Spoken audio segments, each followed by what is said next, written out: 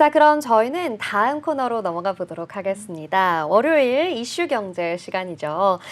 미국 연준에서 블랙아웃 기간에 돌입하면서 6월 FOMC 전 고용 보고서에 주목하는 사람들이 많습니다. PC 물가지수 발표에 좀 안도하기는 했는데요. 그래도 예상 밖의 소비 감소가 문제다라는 의견들도 제시가 됐어요. 네, 연준의 6월 FOMC 경계감이 확산이 되고 있는 가운데 우리 증시도 이 관망하는 심리가 계속해서 나타나고 있습니다. 이 FOMC 전에 주목해봐야 할 주요 경제 지표들 어떤 것들이 있는지 또 이것에 따라서 우리 증시에는 어떤 영향을 미치는지 알아보도록 하겠습니다. 네, 오늘도 함께 이야기 나눠볼 세종대 경영학과 김대중 교수님 나와주셨습니다. 안녕하세요. 안녕하세요. 네, 안녕하십니까. 네, 교수님. 이 6월 좀 기대가 되는 시작인데요. 첫 번째 질문부터 먼저 드려보도록 하겠습니다. 자, 먼저 지난주 금요일에 나온 미국 물가 지표 얘기를 안 할 수가 없는데 예상치에 부합하는 지표로 나왔어요. 그래서 좀 시장은 안도하는 모습을 보여주고 있는데요. 교수님은 이 부분 어떻게 좀 평가하세요? 예, 지난달에 미국의 소비자 물가는 3.1% 나왔습니다.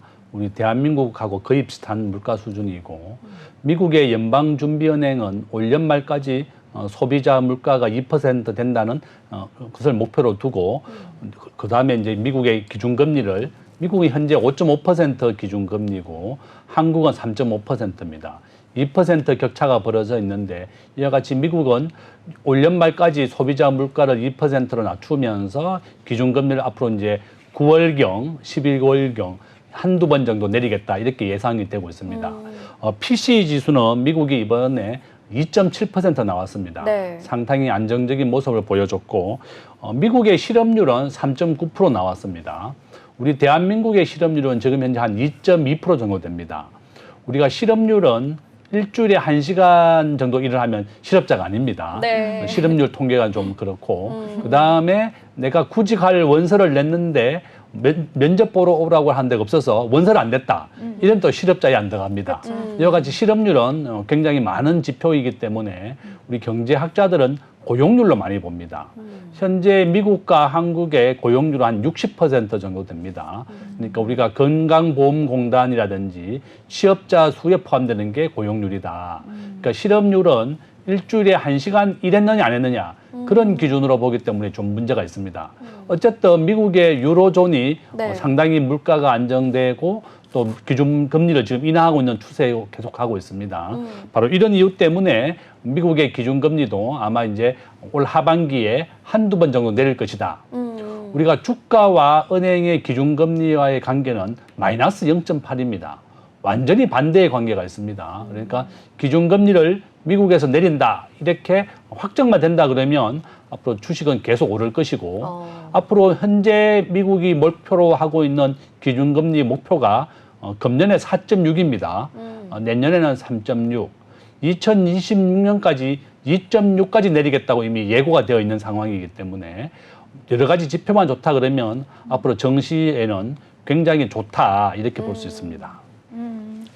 이 증시에는 결국에는 좀 좋은 영향을 미칠 것이다 이렇게 평가를 해주셨는데요.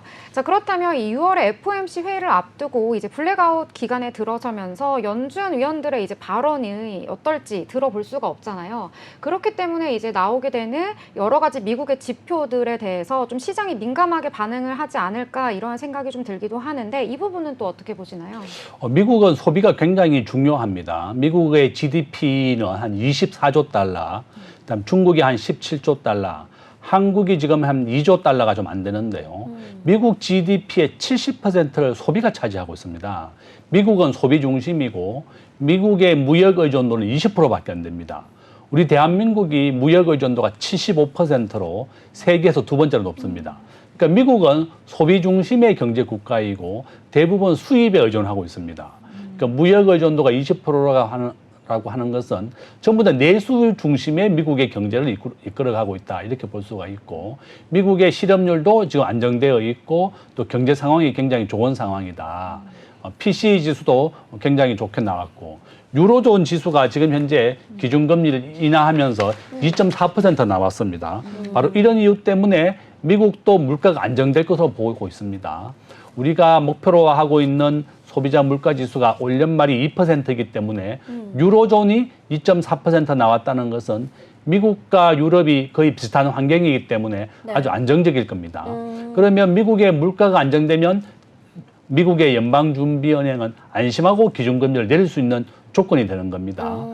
미국이 작년에 우리가 기준금리를 낮출 때 미국의 CPI 지수, 소비자 물가 지수 또 인플레이션율이 9%까지 올랐습니다. 0%에서 기준금리를 5.5%까지 올린 이유는 시중에 있는 돈을 흡수해서 물가를 낮추기 위한 것입니다. 미국의 물가가 9%에서 현재 3.1%로 크게 낮아졌습니다. 그렇다 그러면 미국이 앞으로 기준금리를 인하하는 데는 굉장히 좋은 조건이 되고 있다. 이렇게 볼 수 있습니다. 네, 그러니까 유로존이 먼저 좀 금리 인하를 시작하면서 미국 역시도 좀 금리 인하의 가능성이 높아지고 있다 이렇게 이야기를 해주셨는데요. 그러면 이 미국 금리 정말 낮아졌으면 좋겠다라는 생각을 저도 갖고 있는데 어느 정도의 속도로 좀 얼마나 이렇게 좀 인하가 될지 전망은 좀 어떻게 보고 계세요? 미국의 물가 수준은 지금 현재 한 3.1% 정도 되는데요. 한국과 거의 비슷한 추세입니다. 네. 1980년도에 미국의 소비자 물가가 무려 21%였습니다. 그러면 미국의 기준금리가 21%라는 거고 네. 미국의 소비자 물가는 15%가 넘었습니다. 레이건 대통령으로 대통령이 바뀌었는데요. 카터 대통령에서 공화당의 레이건 대통령으로 바뀌었습니다. 미국의 연방준비은행은 경제대통령이라고 불릴만 합니다.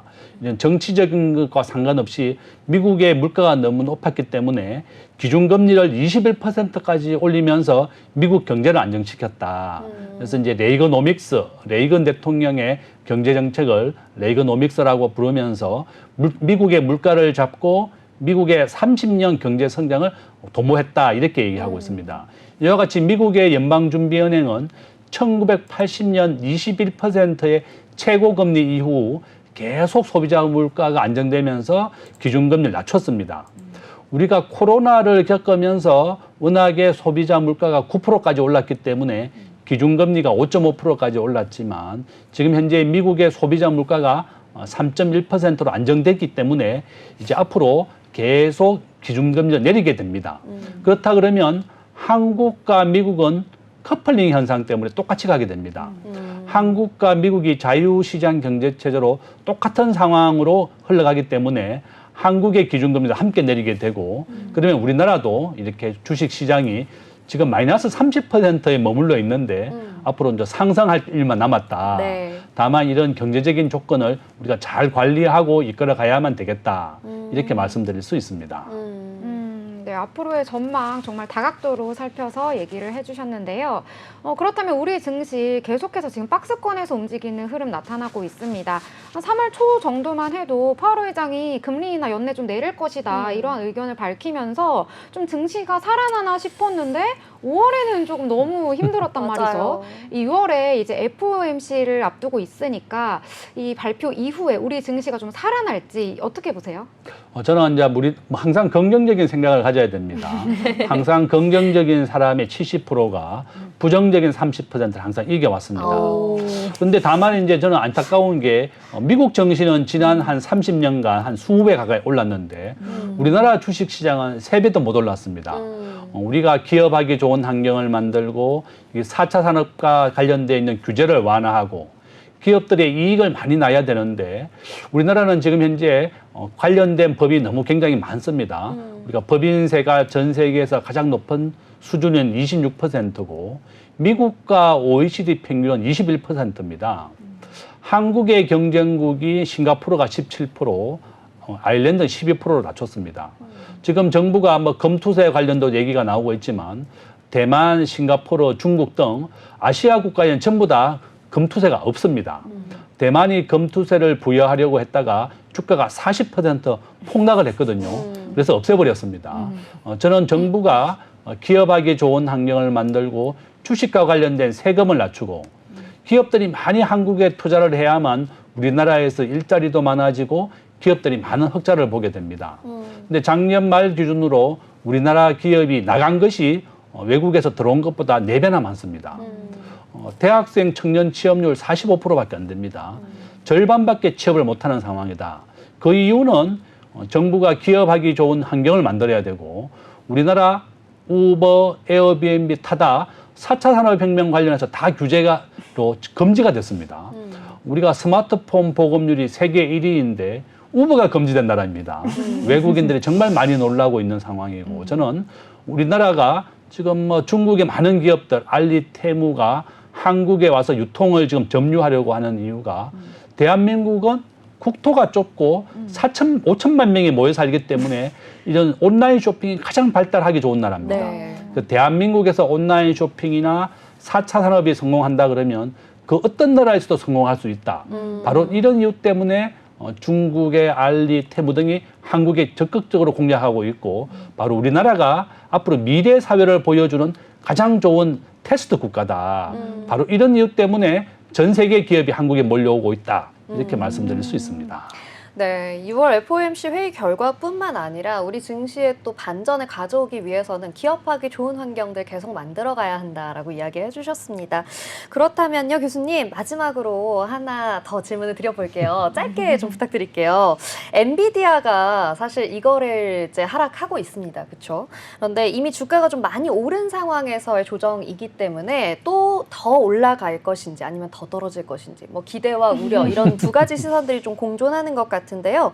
엔비디아에 대해서는 어떻게 전망하고 계세요? 저는 아마 굉장히 긍정적으로 봅니다. 우리가 이미 뭐 지난 한 5년간 한 30배 가까이 올랐습니다. 정말 엄청난 속도로 오르고 있는데 우리가 액면 분할이 6월 10일 기준이고 10분의 1로 액면 분할을 하게 됩니다. 지금 한 1,100달러 정도니까 1,110달러에 시작할 것이다. 그러면 본인이 가지고 있는 주식 수가 10배 정도 늘어나게 됩니다. 지금 현재 엔비디아 주식 수에 대해서 10배 정도 늘어나고 앞으로 AI와 관련된 주식 주가가 앞으로 전체 시장이 한 1조 달러 정도 예상하고 있습니다. 현재 엔비디아의 주가는 적정한 추세로 본다 그러면 약 1,300달러. 앞으로 우리가 보통 액면 분할을 선언하게 되면 그 이후에 주가가 30% 이상 상승하게 되어 있습니다. 네. 지난 금요일 날 며칠 전에 이제 우리가 발표했기 때문에 앞으로 이러한 추세를 본다 그러면 한 30% 정도는 더 상승할 가능성이 있고 액면가가 10분의 1로 줄어든다 그러면 더 많은 사람들이 엔비디아 주식을 취득할 수가 있습니다. 우리가 과거에 삼성전자도 경험했었고 애플과 엔비디아도 경험했습니다. 미국의 시가총액 3위가 이제 엔비디아이고 지금 마이크로소프트와 애플, 엔비디아의 차이나 불과 차이가 뭐 2%, 3%도 안 납니다. 굉장히 근접한 수준으로 엔비디아가 따르고 있기 때문에 엔비디아가 이런 추세라면 미국의 시가총액 1위도 달성될 수가 있겠다. 저는 그렇게 보고 있고 AI 관련주라든지 이런 4차 산업혁명이 계속 커감에 따라서 가장 핵심적인 요소가 바로 엔비디아입니다. 지금은 젠슨 황이 2주간 지금 대만에 머물고 있습니다. 네. 엔비디아는 설계만 하고 실질적으로 만드는 것은 대만의 TSMC입니다. 바로 이런 이유 때문에 엔비디아와 AI 관련주는 앞으로 전망이 밝다 이렇게 볼 수 있습니다. 네, 좋습니다. 엔비디아 계속해서 상승할 수 있을 것이다 라는 의견까지 주셨습니다. 오늘도 이렇게 좋은 이야기 함께 나눠본 이슈경제 세종대 경영학과 김대중 교수님 고맙습니다. 감사합니다.